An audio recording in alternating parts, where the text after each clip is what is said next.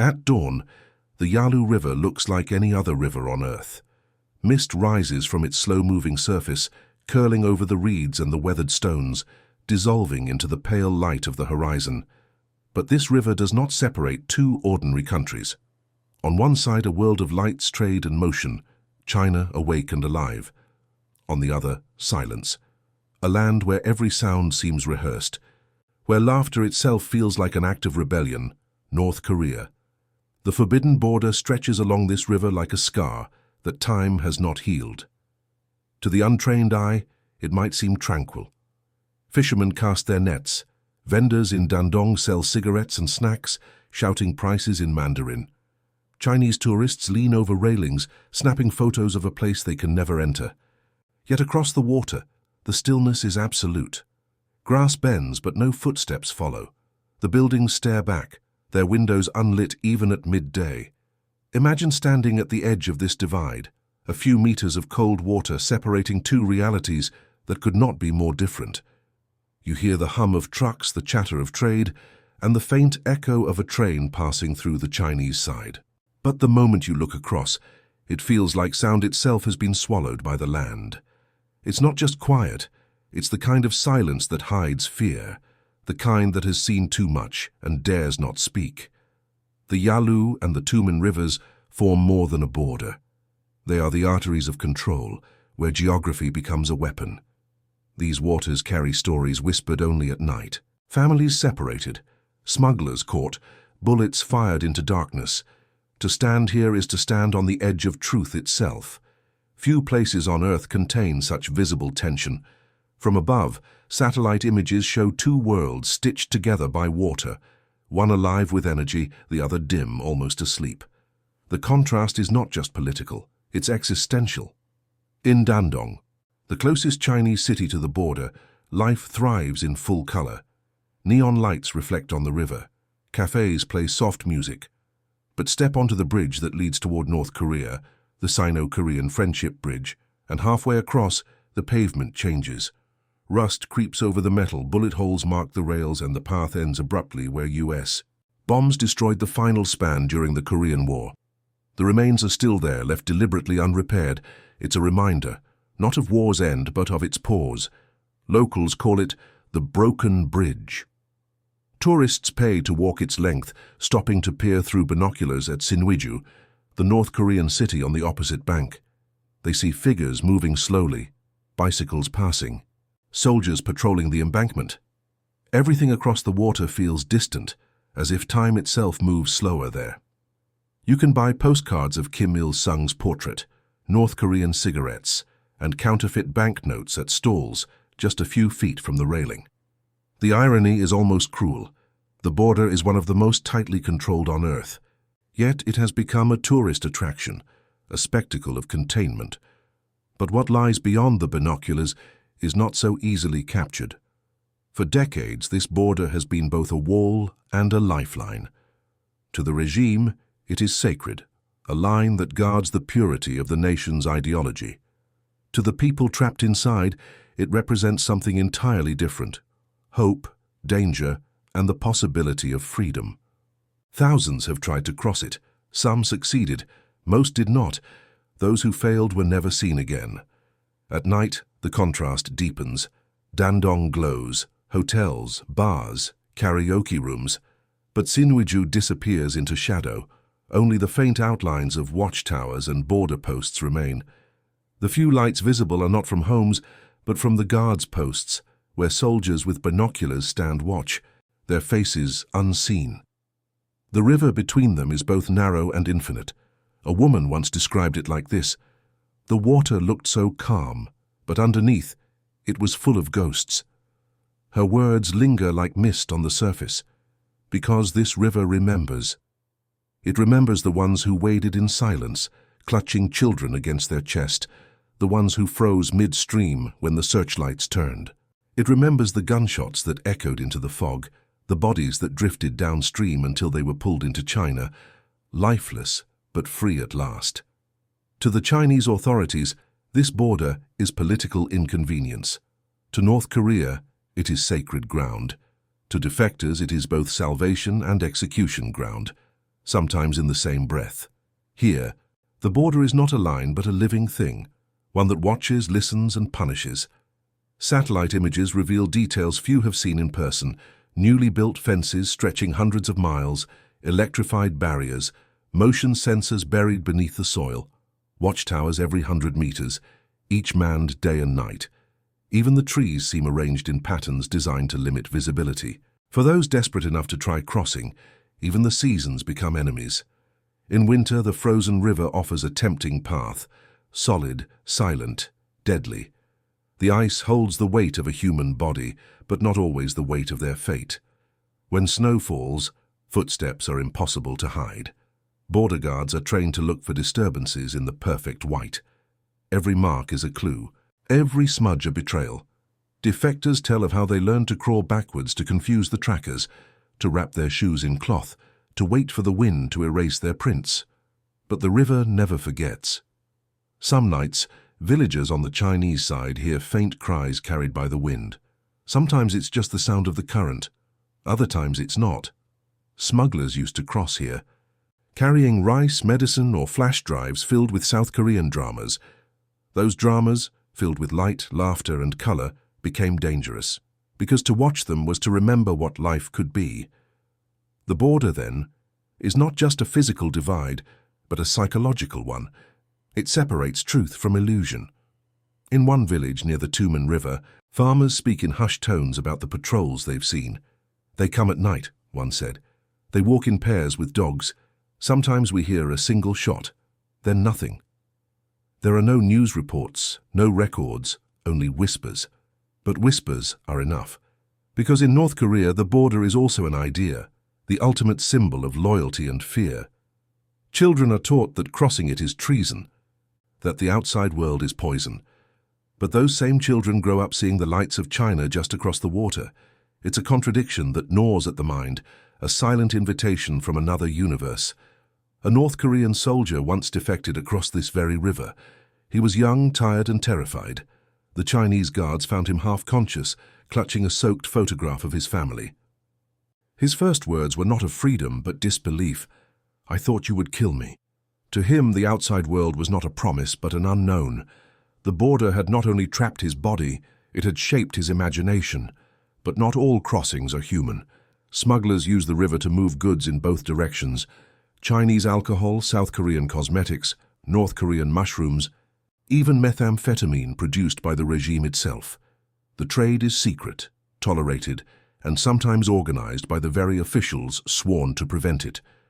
Corruption seeps through the cracks of ideology like water through stone. And every transaction is a reminder that even in total control, survival finds a way.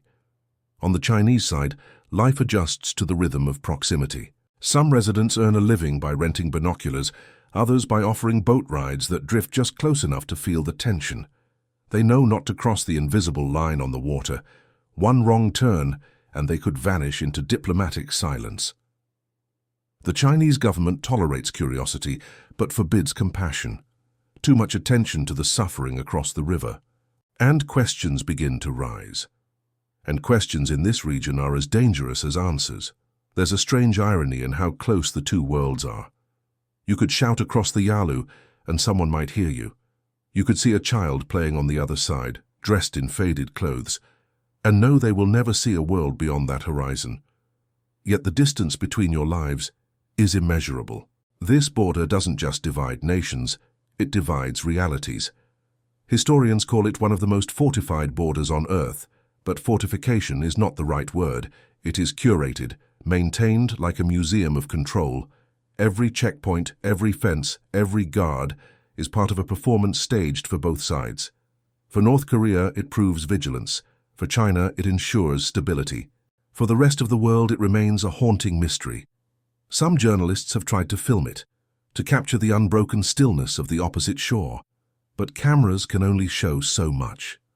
What they cannot show is the weight in the air, the unspoken dread that every movement might be watched. In some areas, the border is marked only by a shallow stream, easily crossed in minutes. Yet few ever dare. Because in North Korea, being caught near the border without permission can mean execution. Not imprisonment, not exile, death. Still, the border breathes. It adapts. In times of famine, it becomes a vein of survival. Food smuggled in through hidden routes, traders risking everything to deliver rice or medicine. During the COVID-19 pandemic, the regime sealed it completely. Soldiers were ordered to shoot on sight. Entire villages disappeared from satellite images, replaced by barren soil. When the border closes, even silence thickens. And yet, the river keeps flowing. The Yalu does not care for ideology. It has watched empires rise and collapse. Generals promise peace and deliver suffering. It carries both tears and contraband, the bodies of the desperate and the reflections of the indifferent. It is both witness and accomplice. Standing on the Chinese bank, one can almost forget where they are.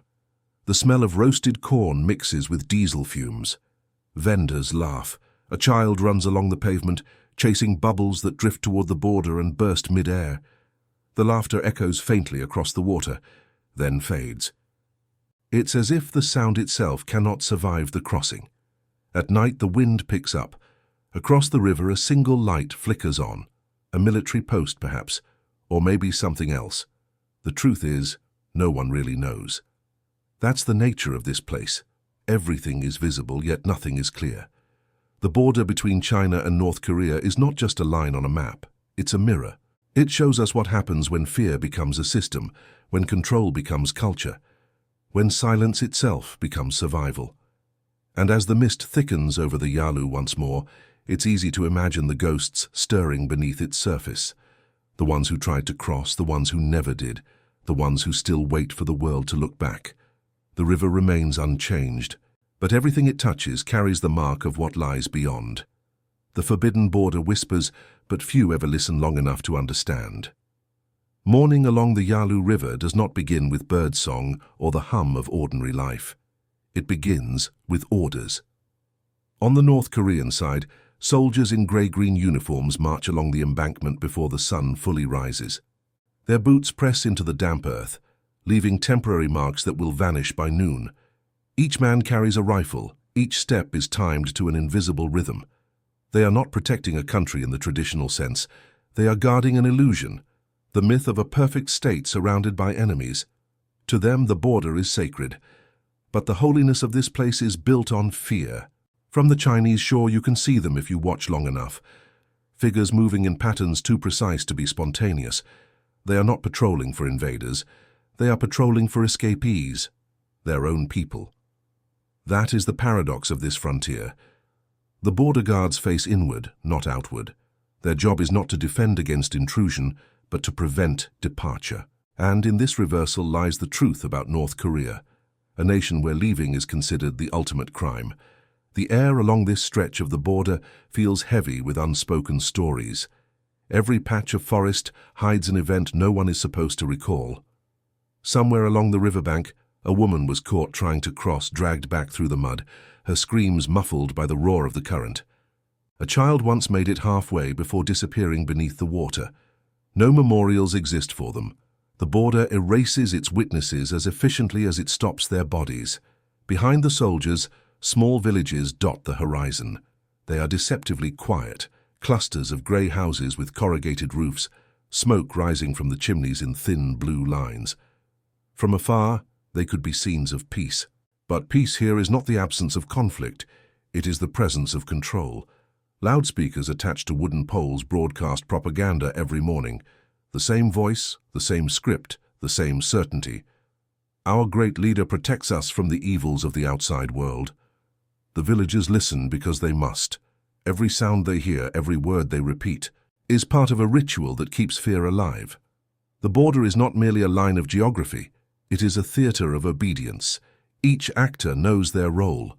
The soldier who salutes too quickly, the farmer who bends his back at the sound of a motor, the child who stops playing when a superior walks by.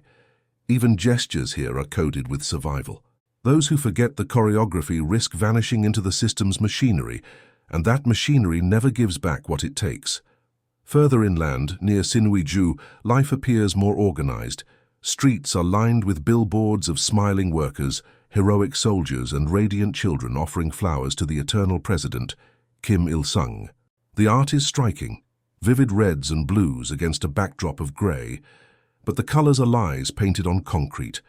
The real palette of life here is brown soil, faded fabric, and empty shelves. The markets, when allowed to open, are watched by plainclothes security agents who blend into the crowd, observing everything and everyone. Their eyes are the border within. There are stories of spies stationed among the vendors, trained to listen for forbidden whispers about China or South Korea. Even casual curiosity can be fatal. A man who once asked how much rice cost across the river disappeared 2 days later. No one asked what happened to him. The unspoken rule is simple. Curiosity is treason. Knowledge is contraband. And yet, knowledge is what people crave most. It is through this hunger that smuggling networks emerged. In the early 2000s, traders began crossing from China into North Korea under the cover of night, bribing guards with cigarettes or Chinese yuan. They brought rice, flour, used clothing, sometimes even flash drives containing South Korean dramas or news clips. To most of the world, these items seemed trivial, but inside the hermit kingdom they were dynamite. A flash drive was more dangerous than a weapon because it carried something far more subversive: comparison. To see another world where lights stay on at night, where laughter is unpunished, where people speak freely, is to awaken a thought that cannot be unthought. That is why the regime fears the border more than it fears war. The border leaks truth, and truth is corrosive. The North Korean government knows this well. Alongside physical barriers, it has built psychological ones. Entire regions near the border are classified as special zones of vigilance. Civilians are relocated away from riverbanks. Farmers must request permission to work near the water. At night, dogs are released to patrol areas too remote for soldiers. Surveillance cameras now hang from poles that blend into the terrain. The technology is new, but the purpose is ancient: to keep the invisible cage intact. Meanwhile, across the river, the Chinese presence grows ever more complex. Dandong has become a city of dual lives, part economic hub, part listening post. Officially, China is North Korea's ally, its main trade partner, its protector from the world's wrath. Unofficially, it fears instability above all. A flood of refugees, a collapse of order. These are China's nightmares. So, it enforces the silence, cooperating in a quiet pact that benefits both sides. When defectors make it to Chinese soil, their fate is uncertain. Some are hidden by underground Christian networks, sheltered in secret safe houses. Others are caught by police and sent back across the river, to a fate that needs no description. Everyone knows what happens then. Defectors speak of the repatriation trains, unmarked carriages that move at night. Inside, men and women are handcuffed, blindfolded, forbidden to speak. They know they are returning not home but to judgment. Interrogations, beatings, camps. The border does not forgive disobedience. It teaches lessons through disappearance. In Pyongyang, the official narrative paints a different picture. The border, they say, is proof of loyalty. It is where the brave soldiers of the motherland stand guard against spies, smugglers, and imperialist corruption. State television shows young women handing flowers to border guards, praising them for protecting our purity. The border is turned into theatre once again, a patriotic stage designed to sanctify fear. But sometimes cracks appear in the performance. When the river floods, Chinese cameras catch glimpses of chaos. Soldiers wading through waist-high water, shouting orders, trying to recover makeshift fences carried away by the current. It is a rare moment of vulnerability, a reminder that even the most controlled system cannot command nature. For a brief time, the Yalu reclaims its authority, washing away footprints and structures alike. Then, as always, the regime rebuilds. The geography of this region has shaped its destiny. Mountains, rivers, and forests form natural barriers that reinforce political ones. For centuries, these lands were remote, difficult to navigate. When the modern border was drawn after World War II, it was less a negotiation than a wound, a scar dividing families and histories. During the Korean War, it became a lifeline for soldiers retreating into China, and later, a symbol of the alliance between Mao and Kim Il-sung. But after decades of famine, isolation, and internal decay, the same border turned into a mirror showing the regime its own fragility. To manage that fragility, The regime crafted an ecosystem of fear. Every North Korean citizen near the border is part of a surveillance chain. Farmers report each other, fishermen report strangers, soldiers report civilians, and above them all the Ministry of State Security oversees everything. The border becomes not just a line on the map, but a network of human informants. Fear is decentralized. It polices itself. There are rumors of loyalty tests given to border guards. They are shown a prisoner captured trying to flee. The officer in charge orders one of the younger soldiers to shoot. A refusal means death. Obedience means survival. By the time their training is complete, compassion has been surgically removed. A man who hesitates once will never hesitate again. That is how loyalty is manufactured, through repetition, humiliation, and blood. It is easy to think of the border as static, a frozen remnant of Cold War politics. But it evolves constantly. When the world imposes sanctions, new smuggling routes appear. When foreign media sneaks in through USB drives, the regime deploys new propaganda films showing Chinese cities as dystopian nightmares filled with drugs, prostitution, and moral decay. The message is clear. Outside there is chaos. Inside there is peace. But even the most loyal citizens have begun to doubt. The faint glow of Chinese cities across the water is enough to expose the lie. In border towns like Hyesan and Musan, people risk everything to tune illegal radios smuggled from China. They hide the devices beneath floorboards, listening to foreign voices whispering through static, sometimes Korean language broadcasts from South Korea or Japan, sometimes Mandarin news. To hear such voices is to glimpse the forbidden. For many, it is the first moment they realize the state is not eternal. The sound of a foreign language becomes proof that another world exists. One former soldier described how he first heard Chinese music drifting across the river one night. "It was so beautiful," he said. "I thought it was a trick." That was his awakening. A melody from another world breaking through the silence of indoctrination. Months later, he defected, not because of politics, because of a song. Every crossing begins with an illusion of safety, a cloudy night, a moment of distraction, a rumor that the guards have changed shifts.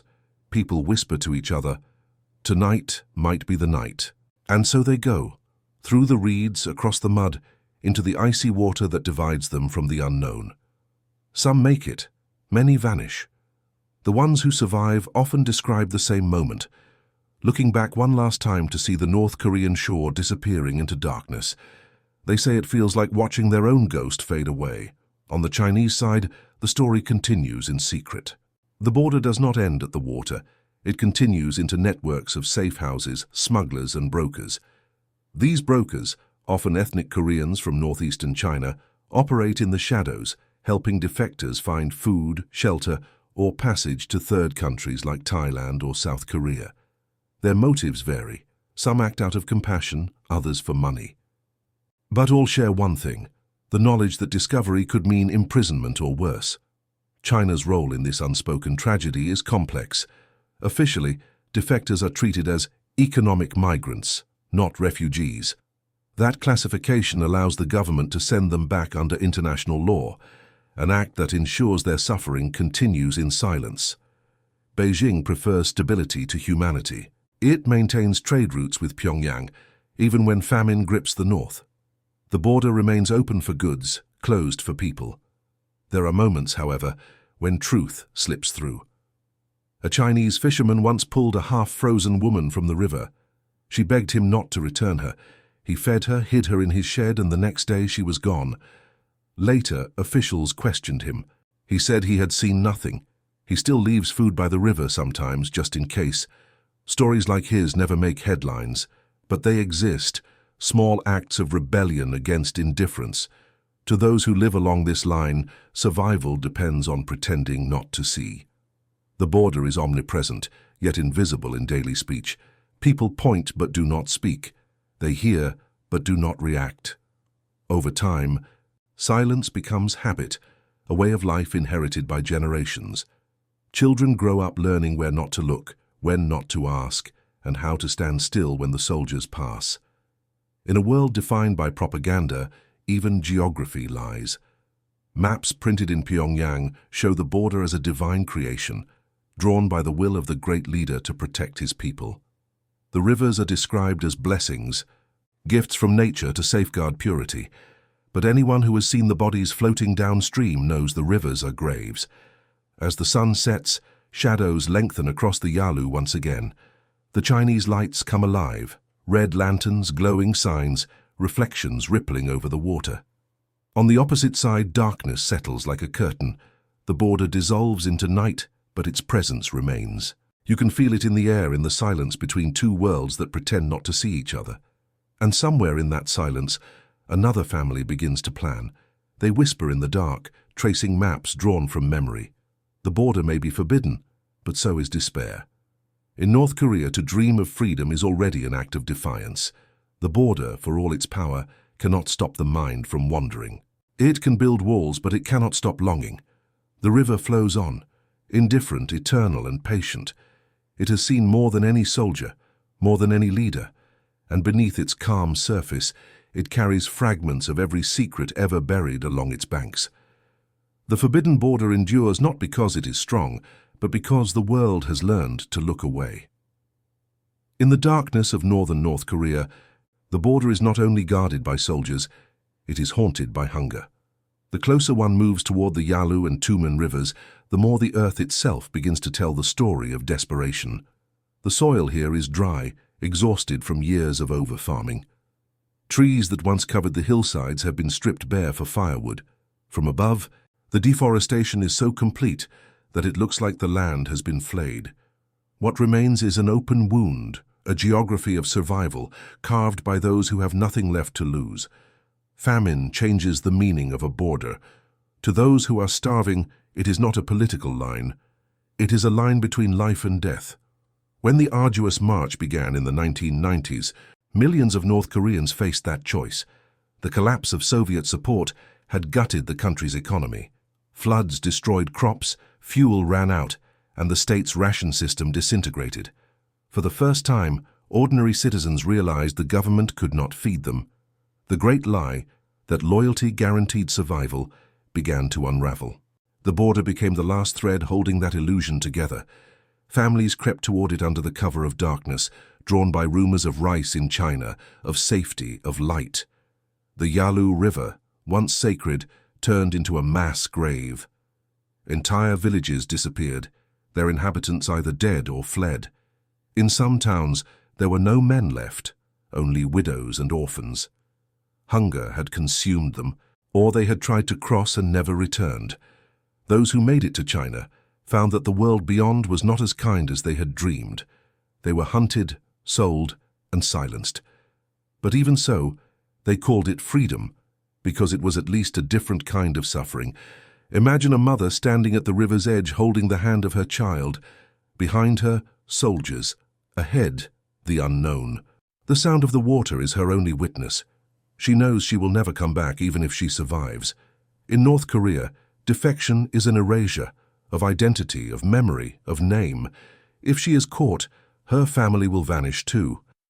The punishment is not limited to the individual. It spreads like a shadow, 3 generations deep. The regime calls it guilt by association. Children pay for the sins of their parents, and parents for the curiosity of their sons. The border, then, is not merely guarded by guns. It is enforced through bloodlines. For those who remain on the North Korean side, survival is a delicate performance. You must appear loyal, even when your stomach gnaws at itself. You must attend the daily gatherings, the endless self-criticism sessions, where people confess imaginary crimes just to fill the silence. The border villages have their own version of these rituals, smaller, more paranoid. Every morning, citizens are required to recite the 5 great teachings of Kim Jong-il, facing portraits of the leaders before going to work. The words mean nothing to them anymore. They are spoken out of fear, not faith. Yet the repetition of them becomes a kind of trance, a survival chant that dulls the pain of hunger. In one town near Hisan, people say you can tell who is starving by the way they walk. Those with nothing left move slower, quieter, as if afraid to attract attention from the wind itself. The black market, the Jangmadang, becomes their only lifeline. Traders risk arrest to sell goods smuggled from China. Everything here has a price: rice, medicine, batteries, soap, information. But the real currency is silence. A word spoken to the wrong person can cost your life. Some traders become legends in whispers. One woman, known only as the Sparrow, crossed the border more than a dozen times, smuggling rice and antibiotics. She bribed soldiers with alcohol and cigarettes, learning their routines until she could slip through unnoticed. Eventually, she disappeared. Some say she was caught. Others believe she escaped for good. But in the villages along the border, her name became myth, proof that escape was possible.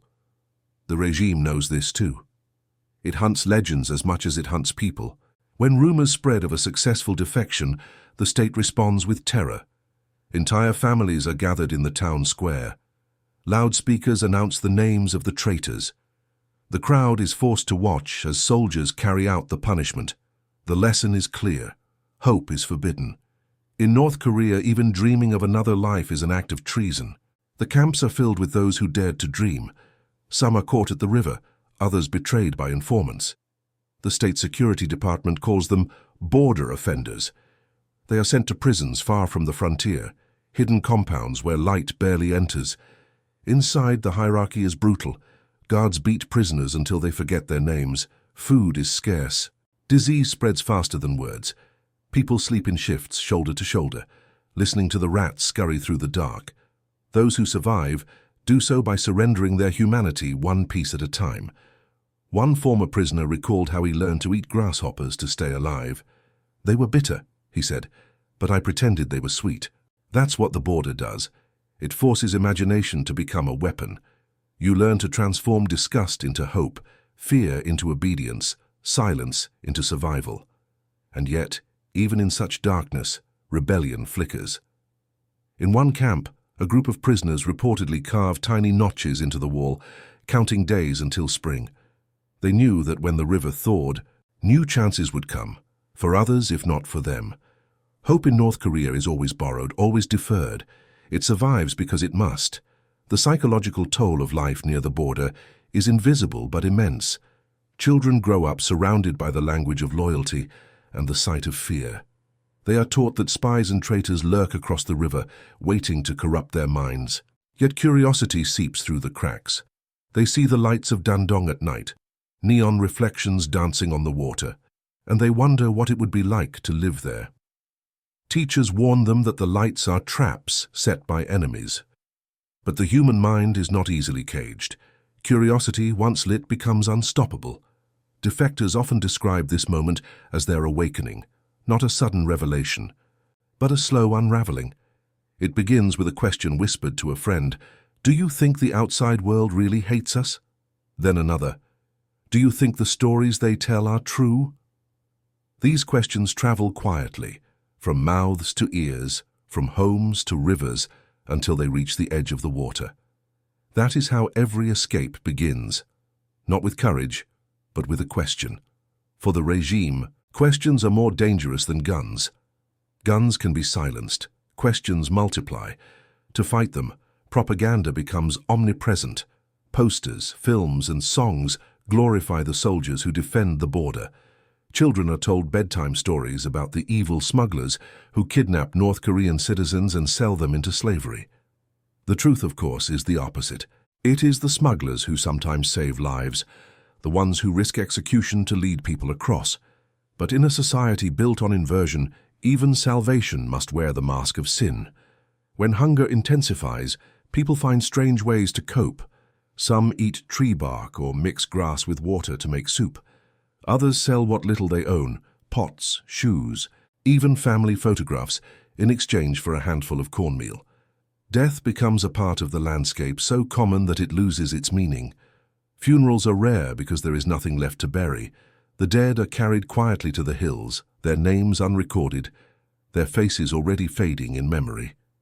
In winter, when the river freezes, the dead sometimes drift beneath the ice, pale shapes moving slowly under the surface like forgotten prayers. On the Chinese side, villagers who see them do not speak. They know that to acknowledge such things is to invite attention. The border teaches everyone its own kind of morality, not good or evil, but endurance. For those who cross and survive, the trauma does not end. In China, they live as shadows, hiding from police, betrayed by brokers, sold into marriages or forced labor. Women especially are caught in a cruel trade. Many are trafficked to rural Chinese men seeking wives. They live under false names, raising children who have no citizenship. If they are caught, they are sent back to North Korea.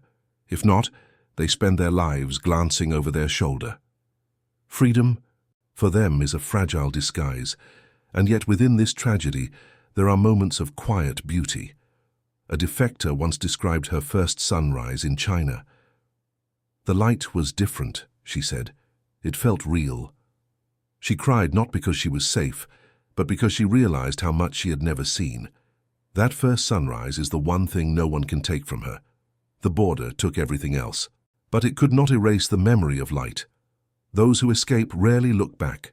To do so would be to break. But inside North Korea, the families they leave behind are marked forever. They are moved to remote villages, cut off from food rations, monitored day and night. Children are taught to denounce their own parents in public meetings. The border's cruelty is generational. It punishes even the unborn. And yet the regime insists that this is love, the love of the leader for his people. The lie repeats itself until it sounds like truth.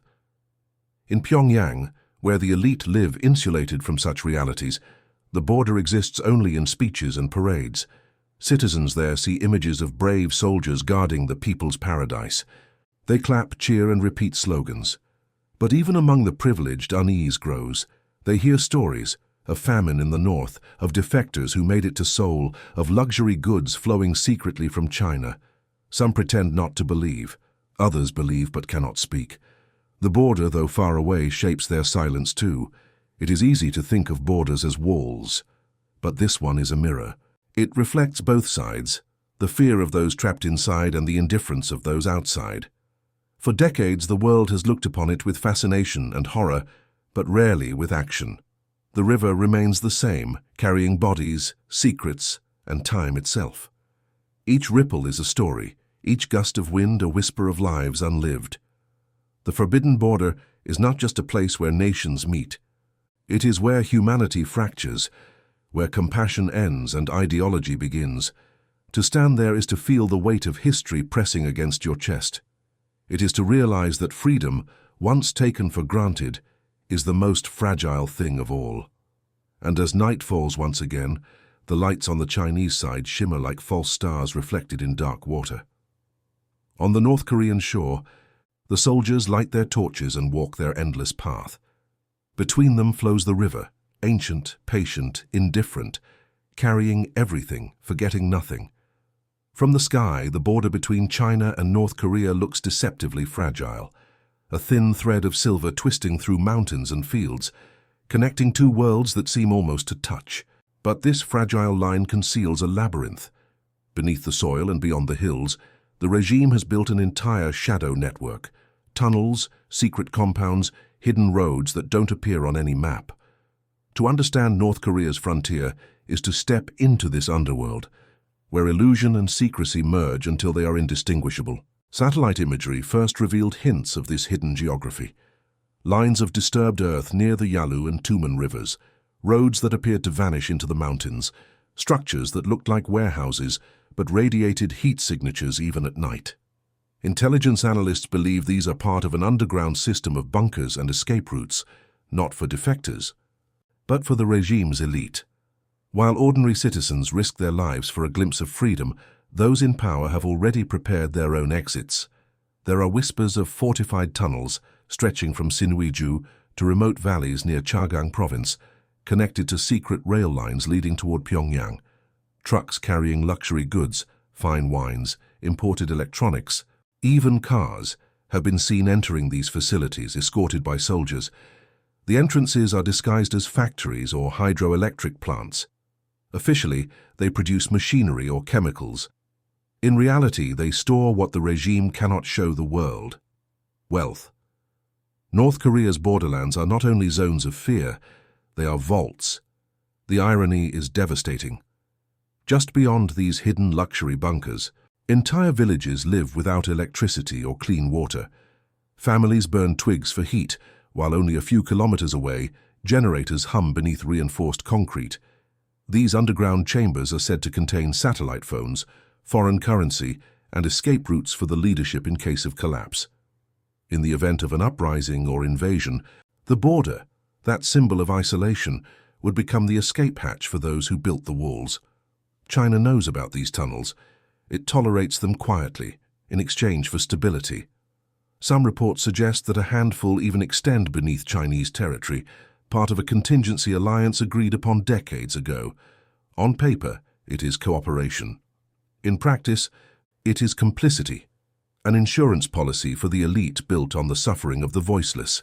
The luxury of the few contrasts sharply with the life of the many. In border cities like Sinuiju and Hisan, black markets continue to grow despite state crackdowns. Traders barter for survival, bribing guards who pretend not to see. Chinese goods flow in: instant noodles, detergent, cigarettes, cheap phones. But among these ordinary items are hidden treasures: SD cards, flash drives, and microchips no bigger than a fingernail, loaded with forbidden truth. These small devices are revolution in disguise. A single USB can contain hundreds of hours of South Korean dramas, foreign news, or documentaries about the outside world. To those trapped in isolation, these are not just stories, they are windows. A defector once said, "The first time I saw a South Korean supermarket on video, I cried.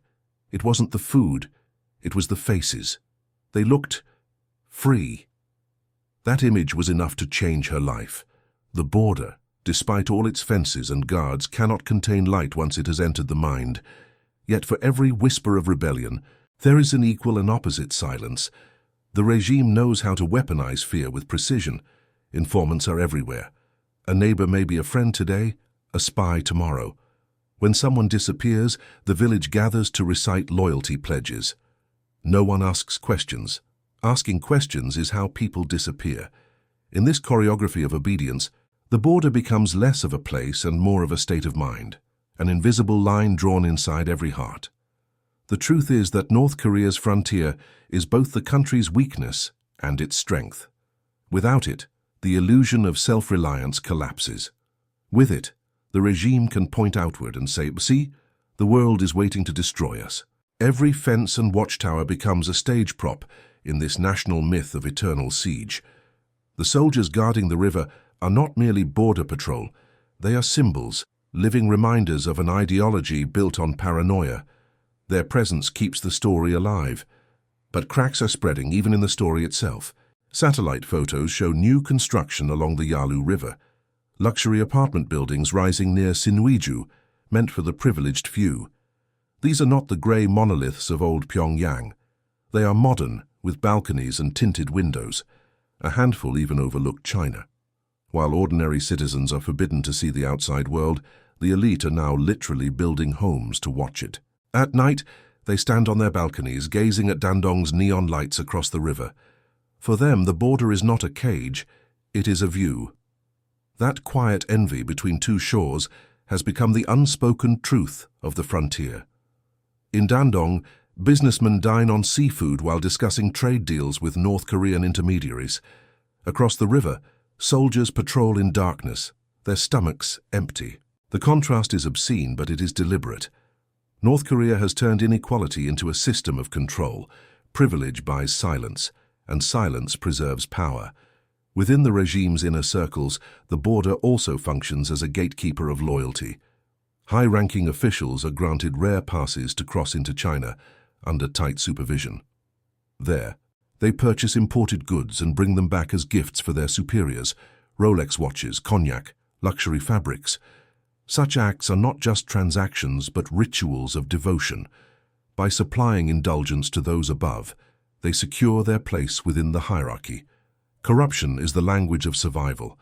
Meanwhile, across the Tumen River, the mountains hide other secrets: military installations disguised as farms, radar outposts built into the hillsides, and test facilities for drones and communications.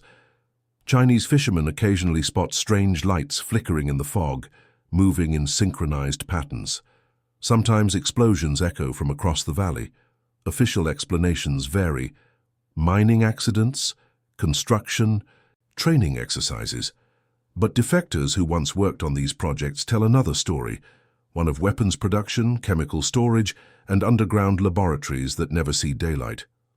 One man described an underground base near Huiryong, where soldiers in protective suits handled sealed canisters with foreign markings.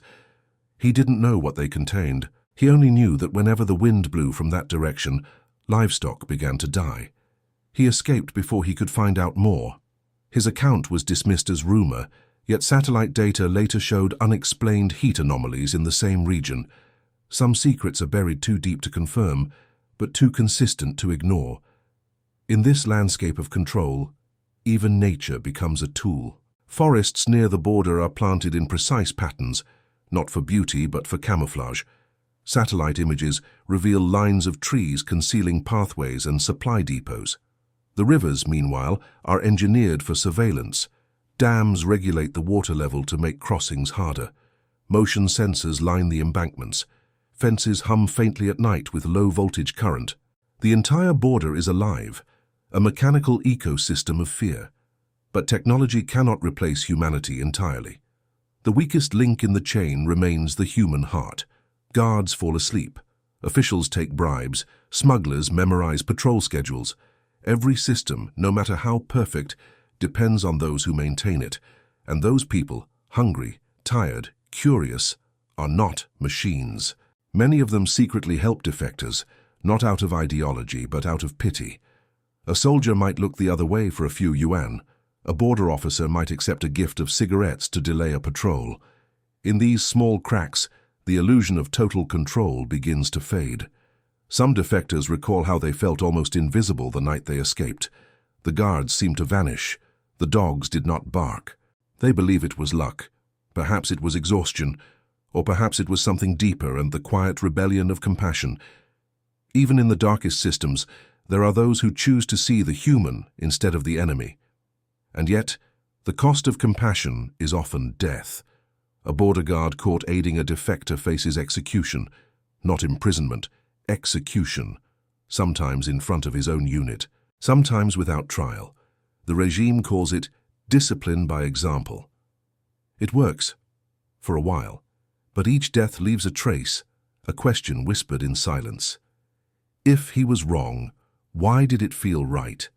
These questions spread faster than propaganda can contain them. Inside Pyongyang's inner circles, there are those who understand that the border cannot hold forever. They know that information seeps in faster than bullets can stop it, that hunger cannot be hidden behind slogans, that loyalty built on fear crumbles the moment the fear is no longer useful. And so they prepare, not for reform, but for escape. Private jets stationed near secret airfields, tunnels stocked with food and fuel, gold and cash stored in China under false names. While the people chant slogans of eternal devotion, their leaders quietly draw maps of exile. There is a story, unverifiable but persistent, about a villa near Sinuiju belonging to a senior official. Beneath it, a private passage leads directly to a tunnel running toward the Chinese border. The entrance is hidden beneath a floor panel, reinforced with steel. It is said that when he visits, he always walks with a slight smile, as if he carries the border inside his pocket. That smile, more than any speech, captures the truth of North Korea's hierarchy. Some are prisoners, some are guards, and a few hold the keys to both sides. China, for its part, pretends ignorance. Officially, there are no tunnels, no secret crossings, no deals. Unofficially, there are meetings in quiet hotels, agreements made over tea, promises of non-interference. Beijing's position has always been pragmatic, stability over morality. As long as the border holds, trade continues, and the refugee flow remains manageable, silence prevails. The river flows. The lights of Dandong flicker. And across the water the shadows keep their secrets. But even silence erodes. Each year, more Chinese tourists peer across the Yalu, smartphones in hand. They film the lifeless streets of Sinuiju, upload the videos online, and within hours, millions have seen what the regime tries to hide. The border, once a wall of secrecy, has become a window for the world. Information moves faster than ideology. The illusion is fraying. Somewhere along that river, a soldier stands alone, staring at the faint glow of China. He wonders what lies beyond, though he will never ask aloud. Behind him, the loudspeakers repeat their endless slogans. Before him, the water moves quietly, carrying reflections of two worlds, one that believes in freedom, another that fears it. The border watches him as he watches it. And for a moment, neither moves. It is in that moment, suspended between loyalty and longing, that the truth of this forbidden place reveals itself. The border is not simply a boundary. It is a wound that bleeds history, a scar carved by ideology into the flesh of humanity.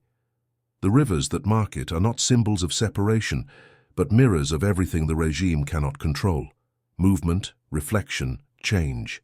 And deep beneath the soil, in tunnels lit by artificial light, the powerful wait and ready to flee when the walls they built finally collapse. Above them, the people starve, the soldiers march, and the rivers keep flowing. For now, the illusion holds. But illusions, like ice in spring, always melt. At night, when the mist thickens over the Yalu River, and even the lights of Dandong fade into a dull shimmer, the border becomes something else entirely. It no longer looks like a line between two nations. It feels like the edge of a dream, or the boundary of a wound that refuses to close. The water moves slowly, whispering against the stones, carrying with it fragments of voices long silenced. In the stillness, the divide between China and North Korea is not about politics or geography anymore. It is about memory, about the price of control, about what happens to human beings when fear becomes the air they breathe. For those who have stood on the banks of this forbidden river, the silence is unforgettable. It is not the peaceful quiet of nature, but a silence born of watchfulness. The kind of silence that comes when you know that every sound, every movement could be noticed. It is the silence of a land that has learned to hide its heartbeat. Even the birds that cross the river seem cautious, their wings slicing through air that feels charged with invisible electricity. You watch them disappear into the darkness and wonder, if freedom were a sound, would it sound like that? There are nights when fog blankets both shores so completely that the border seems to dissolve. For a moment, it looks as if the two countries have merged, one endless landscape without fences or flags. But the illusion breaks with dawn. The mist lifts, and the division returns sharper than before. The water once again becomes a mirror, showing two faces of the same species, one free to move, the other trapped in place. The cruelty lies in the closeness. To stand in Dandong, sipping tea on a balcony, and see children across the river walking to school under the gaze of armed soldiers, is to understand that distance is not measured in meters, but in permission. In this final stillness, the border feels less like a barrier and more like a question, one that humanity keeps failing to answer. How does a nation survive by imprisoning its own people? How can the rest of the world watch, knowing what happens just beyond the water's edge? For decades, the border has existed not just because of North Korea's power, but because of global tolerance. The world learned to coexist with the unimaginable, to treat suffering as spectacle, to mistake endurance for acceptance. The Yalu and Tumen rivers are not just witnesses to North Korea's isolation, they are reflections of our own. The Chinese guards patrol their side in silence, their flashlights cutting through the dark. They are not cruel men, not always. Most of them are young, stationed here as a form of training, repeating orders they do not question. Sometimes they catch sight of a figure across the river, a mother carrying a child, a man crawling through reeds, and for a heartbeat, they hesitate, because deep down, they know. The line they guard is not justice, it is arrangement. It is politics given shape. It is the unspoken deal that sustains the world's uneasy peace. Beyond that line, the people continue their rehearsed lives. Every morning the same slogans rise with the sun, the same portraits hang on the walls, the same promises are repeated, their words hollowed by time. Yet something has changed, slowly, invisibly, but irrevocably. Ideas have begun to leak across the border in ways the regime cannot contain. Smuggled USBs, whispered stories, glimpses of light. They do not overthrow governments overnight, but they plant seeds, small, stubborn, and patient. Somewhere in a border village, a teenager lies awake in the dark, listening to a foreign song on a contraband phone. The voice on the recording is soft, melodic, full of longing. He does not understand every word, but he feels it, the sound of a life without fear. In that moment, the border weakens, not physically, but psychologically. For the first time, he knows that another reality exists. He cannot unhear it. That realization is the first fracture in the wall of obedience. The border guards themselves are not immune to such cracks. A defector once said that what pushed him to flee was not hunger, nor fear, nor ideology, but a single act of mercy. One night, while on patrol, he caught a young woman trying to cross. She fell to her knees and begged him to let her go. "Please," she whispered, "my child will die." He raised his gun but couldn't pull the trigger. Instead, he looked away. She ran. The next day, he was questioned about footprints found in the mud. He lied, saying they belonged to a stray dog. That night, he decided he could no longer live in a system that punished compassion. 2 weeks later, he crossed the same river. His story spread quietly among defectors, told and retold as proof that even within the machinery of control, humanity sometimes wins, if only for a second. The forbidden border is filled with such moments. They never make headlines, but they accumulate like pebbles beneath the current, shaping the flow of history from below. Still, the regime endures. It adapts, rebrands, and rebuilds its myth. The portraits of the leaders remain, their faces unchanged even as generations pass. Propaganda shifts focus, from survival to pride, from fear to dignity. But the foundation remains the same: isolation. The border is the regime's masterpiece, its greatest invention. It keeps the world out and the people in. It feeds the narrative that North Korea is pure because it is alone. And the longer it stands, the harder it becomes to imagine it falling. Yet no border lasts forever. History has seen walls crumble that once seemed eternal. Berlin, Hadrian's, the Great Wall itself. Every empire that builds its identity on separation eventually faces erosion from within. It starts not with rebellion, but with awareness. A soldier who hesitates, a mother who dreams, a song that crosses the water. The border between China and North Korea will fall one day too, though perhaps not with gunfire or celebration. It may dissolve quietly like mist at dawn, leaving behind a silence too deep for words. Until then, the world continues to look from a distance. Journalists, tourists, satellite lenses, trying to decode a land that resists comprehension. But the truth of North Korea cannot be found in maps or politics. It lives in the small details. The worn shoes of a defector, the tear-streaked face of a mother who watches her child disappear into the river, the emptiness in the eyes of a soldier who no longer believes the words he shouts. The border is their stage, their prison, their tomb. One day, perhaps, the rivers will tell their story. The Yalu will speak of the women who crossed under moonlight. The Tumen will whisper the names of those who vanished beneath its ice. The wind that sweeps across the valley will carry their memories beyond the mountains into a world that forgot them. And when it does, the border will no longer matter. Because what divides people will finally be outweighed by what connects them: hunger, love, hope, the unkillable instinct to be free. If you listen closely now, you can almost hear it, the faint echo of footsteps on frozen ground, the soft splash of water, the beating of hearts too stubborn to give up. The border has taken everything from them: names, families, futures. But it cannot take this, the simple human refusal to remain silent. That is the final truth of the forbidden frontier. It was never about ideology or geography. It was always about silence and who dared to break it. And so the river keeps flowing, carrying everything: the lies, the secrets, the prayers. It reflects the lights of Dandong, the darkness of Sinwiju, the ghosts of those who tried to cross. It does not judge. It does not stop. It remembers.